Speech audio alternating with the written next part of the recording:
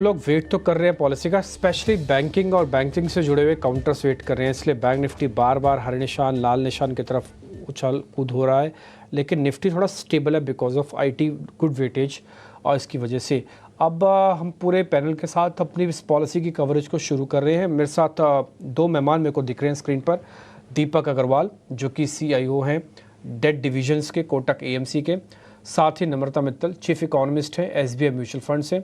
नम्रता जी बहुत बहुत शुक्रिया, थैंक यू वेरी मच समय देने के लिए।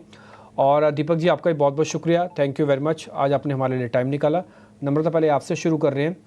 हमारा पोल ये कहता है, पोल के ग्राफिक्स दिखाइएगा, नम्रता ने शायद नहीं देखे होंगे तो एक बार आप देखिएगा नम्रता जी। पोल ये कहता है कि 70% लोगों का मानना है कि इस बार ब्याज दरों में कटौती नहीं होगी, बट नियर अबाउट 23 to 25% लोग ये कह रहे हैं कि हाँ ब्याज दरों में कटौती इस बार भी हो सकती है, वो 0.25% तक होगी, इससे ज़्यादा नहीं होगी। आप किस कैंप में हैं, 70 वाले में या फिर 25% वाले कैंप में? नमस्ते, गुड मॉर्निंग। मैं आपके पोल से सहमत हूँ। हमारा नमस्ते। भी यही मानना है कि इस पॉलिसी में ब्याज दर वैसे ही रहेंगे, उसमें कोई कटौती नहीं होनी चाहिए। हालाँकि पिछले पॉलिसी और इस पॉलिसी से ग्रोथ इंडिया में थोड़े सॉफ्ट हुए हैं और महँगाई भी आरबीआई का आंकड़ा था कि क्वार्टर 2 में 4.4% होगा। ऐसा लग रहा है कि आरबीआई के आंकड़े से थोड़ा कम रह सकती है महँगाई। तो ऐसे में हमें ये भी दिख रहा है कि FY 25 की ओवरऑल CPI इन्फ्लेशन भी आरबीआई के 4.5% के अनुमान से थोड़ी कम रह सकती है। तो हम इस पॉलिसी में काफ़ी ज़्यादा ये देखना चाहेंगे कि आरबीआई का ग्रोथ और इन्फ्लेशन को लेकर के अब क्या नया आउटलुक है? क्या वो अभी भी उतने ही रोबस्ट ग्रोथ को एक्सपेक्ट कर रही है और इन्फ्लेशन को लेके चिंतित है कि थोड़ा वहाँ पे एक संतुलन आया है?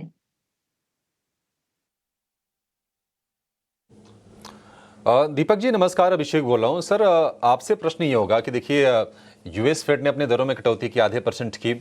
अभी ECB की बैठक है, शायद 17 अक्टूबर की डेट है। उम्मीद की जा रही है कि ECB भी अपनी दरें घटाएगा। तो कहीं ना कहीं होता है ना कि जब चौतरफा जब दरें घट रही हो तो उसमें उम्मीदें बढ़ जाती हैं। हालांकि अमेरिका की ज़मीनी हकीकत हमारे ज़मीनी हकीकत में फ़र्क है। हमारी GDP ग्रोथ मजबूत है, वहाँ पर थोड़ी सी मंदी की बातें हो रही थी। आप ये बताइए कि आप को क्या उम्मीदें हैं और क्या आरबीआई को अगर दरें नहीं घटानी है, जो स्टांस की बात हो रही है कि हॉकिश है, क्या उसको न्यूट्रल कर देना चाहिए, उसमें कुछ बदलाव की उम्मीद आप करके चल रहे हैं? गुड मॉर्निंग अभिषेक। तो जो आपने पोल किया है जहाँ पे 70% रिस्पोंडेंट आज पॉलिसी कट नहीं देख रहे हैं, हम भी वो कैंप में हैं।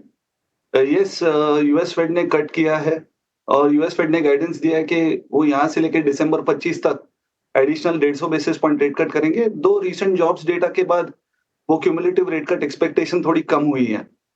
बाकी सेंट्रल बैंक्स भी ग्लोबली रेट कट कर रहे हैं। बैंक ऑफ इंडोनेशिया ने रेट कट किया है, आज सुबह न्यूजीलैंड सेंट्रल बैंक ने रेट कट किया है। तो यस, ग्लोबली एक ऐसा माहौल है जहाँ पे सेंट्रल बैंक्स रेट कट कर रहे हैं। हमारे यहाँ पे रेट कट के पहले यस, आपने सही पॉइंट पकड़ा कि आज हमें लग रहा है कि आरबीआई अपनी मॉनेटरी पॉलिसी स्टांस शायद चेंज कर सकता है। जो विड्रॉल ऑफ अकोमोडेशन है हमारे हिसाब से, एटलीस्ट हमारे हिसाब से लास्ट 2-3 पॉलिसी से आरबीआई को स्टैंड चेंज करने की basically we believe that there is justification that RBI ने अपनी स्टैंड न्यूट्रल चेंज कर देना चाहिए। और न्यूट्रल करके जैसे ये क्वार्टर में इन्फ्लेशन नीचे आई है, आरबीआई की प्रोजेक्शन थी कि ये पिछले जुलाई से सितंबर क्वार्टर में एवरेज इन्फ्लेशन 4.40 रहेगी, लेकिन उसके मुकाबले इन्फ्लेशन करीब 4.10 के करीब है। तो आरबीआई ने आज स्टांस चेंज करके एक ग्राउंड लेकर देना चाहिए कि अगर जीडीपी आपकी थोड़ी सॉफ्ट होती है तो दिसंबर या फरवरी महीने से आप रेट कट करने के लिए तैयार है, ये मैसेज आरबीआई दे सकता है। तो यस, आज आरबीआई ने हमारे हिसाब से अपनी monetary policy stance withdrawal of accommodation से न्यूट्रल की तरफ शिफ्ट करनी चाहिए। स्टांस चेंज हो सकता है। नम्रता एक क्वेश्चन के लिए मैं वापस आपके पास आऊँगा। देखिए फाइट बहुत पुरानी है, सेम एजेंडा की, आइडियोलॉजी की, कि आप ग्रोथ की तरफ ज़्यादा है या फिर इन्फ्लेशन की तरफ ज़्यादा है। लेकिन लास्ट टाइम की जब पॉलिसी आई और पूरा फ्रेमवर्क हम देख रहे हैं तो लगता नहीं कि आरबीआई को अब बहुत ज़्यादा इन्फ्लेशन की चिंता करने की ज़रूरत है।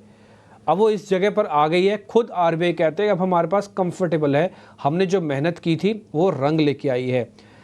आपको नहीं लगता ये सही मौका है इस समय, अगर चेयरपर्सन बढ़ा दें, थोड़ा घटा दें ब्याज दरों को, या फिर कम से कम ऐसा स्टांस दे दें कि चलो कोई बात नहीं, मैं एक सेफ्टी के लिए इस बार नहीं घटा रहा, लेकिन अगली बार एक 0.25 नहीं, आधा % घटाऊंगा सीधा।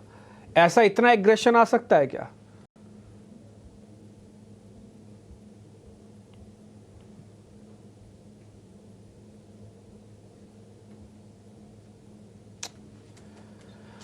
नम्रता, आप सुन पा रहे हैं?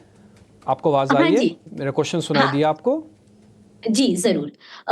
सो यही चीज हमें काफी ज्यादा देखनी पड़ेगी। हमारा खुद का भी अनुमान यह है कि काफी ज्यादा संभावना अब बढ़ गई है कि अगले पॉलिसी तक तो नहीं, पर शायद Q4 FY25 तक एक शैलो रेट कटिंग साइकिल की शुरुआत हो सके, जिसमें हम 25 से 50 बेसिस पॉइंट का रेट कट देखते हैं।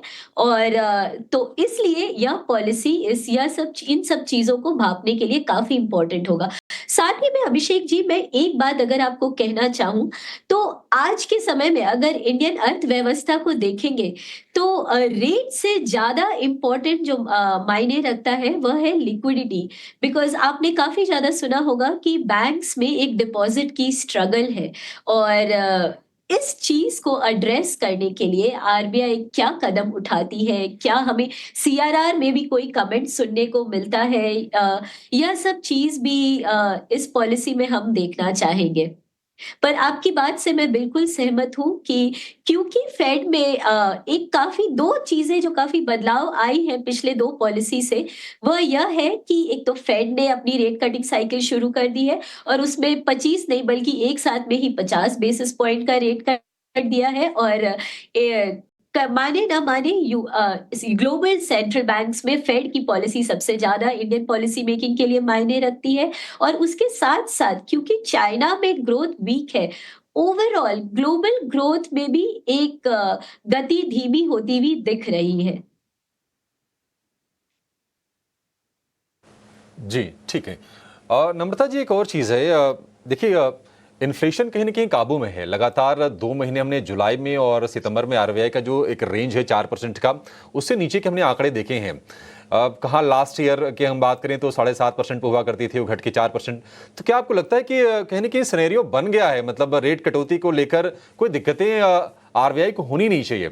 या फिर आपको लगता है कि हाँ, अभी इन्फ्लेशन उतना भी कूल नहीं हुआ है, अगर हम सालाना बेसिस पर देखें, उसका वेट करेगा आरबीआई? अगर हम पूरे 3-6 महीने की महंगाई की बात करें, तो हमारा आउटलुक काफी पॉजिटिव है। हमें यह भी लगता है कि जो आरबीआई का अनुमान है 4.5%, हो सकता है अंत में FY25 का इन्फ्लेशन 20 बेसिस पॉइंट कम आए। बट अभी अगर आप सिर्फ सितंबर सीपीआई की बात करें, जुलाई और अगस्त में इन्फ्लेशन 4% से नीचे चला गया था, बट वही हमें सितंबर का सीपीआई 5% के ऊपर जाता हुआ दिख रहा है। क्योंकि अभी नियर टर्म में थोड़े रेनफॉल अच्छे रहे, पर रेनफॉल थोड़े जरूरत से ज्यादा भी रहे। कई ऐसे इलाके हैं जहां पे बारिश कई ज्यादा होने की वजह से वेजिटेबल प्राइसेस में वापस से एक बढ़ोतरी आ गई है।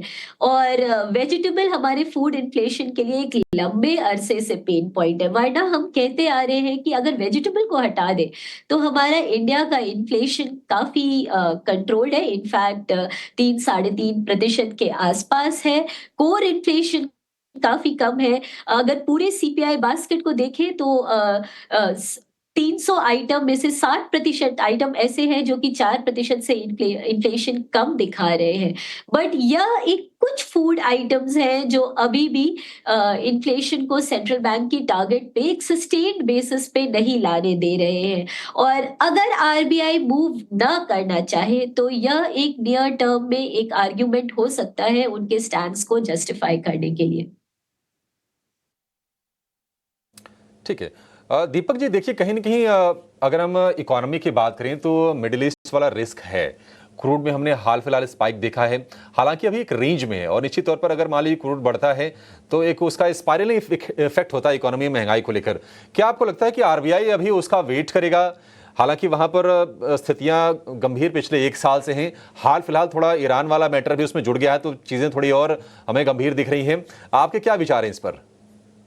नहीं, आप सही कह रहे हैं कि क्रूड एक रिस्क होता है इन्फ्लेशन के लिए, लेकिन हमने अभी लास्ट 2 साल से देख लिया है कि जियोपॉलिटिकल रिस्क के कारण और जियोपॉलिटिकल रिस्क होने के बावजूद क्रूड जो है हमारा $70 to $90 के बैरल के बीच में ही ट्रेड कर रहा है। अभी रिसेंटली जब भी क्रूड $70 गया था, तो ऐसे नहीं कि डोमेस्टिक फ्यूल प्राइसेस आपके कट हो रहे हैं। सिमिलरली 80-85 में डोमेस्टिक फ्यूल प्राइसेस बढ़ते हुए नहीं लग रहे। तो हमारा मानना है कि क्रूड जनरली ये रेंज में रहेगा और बेसिकली इसके वजह से हमें कुछ ऐसा बहुत ज्यादा इन्फ्लेशन ऊपर जाता हुआ नहीं लग रहा। एंड जैसे हम देखें कि हमारा कोर इन्फ्लेशन 3.5% के करीब है। हमारा central banker headline CPI target कर रहा है